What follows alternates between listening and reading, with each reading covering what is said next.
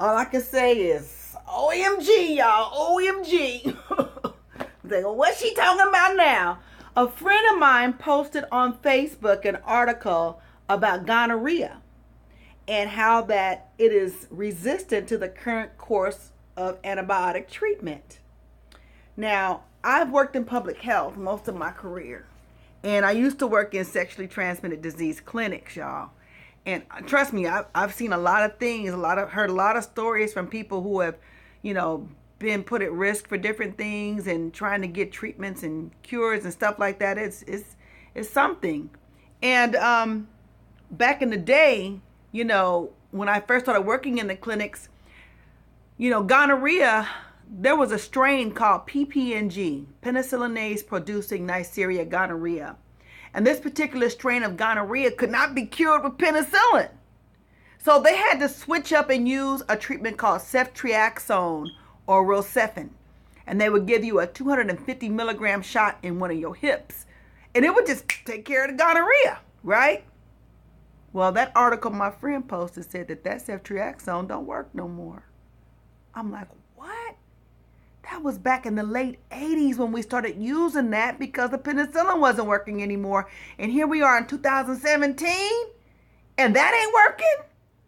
What does that mean? That means that folks gonna be going out there and coming back with something they can't get a quick fix for. And somebody might say, well, who's at risk? If you are 2/3 liquid, which is moist, right? That's pretty moist, 2/3 liquid. And you are about 98.6 degrees Fahrenheit. That's warm, right? That's warm, right? So that means that you are a moist, warm, walking being. And guess what? If your moist, warm places are coming in contact with somebody else's moist, warm places that may be infected, then that bacteria just transmits. The bacteria don't care if you black, white, plaid, purple, male, female. They just want a moist, warm place to live and thrive. So that's all of us. And trust me, you guys, I can remember people coming into the clinics that would have gonorrhea and chlamydia, which both are bacteria, living in their throats. Moist, warm places back behind them tonsils, y'all. They wouldn't even have any symptoms that they were infected.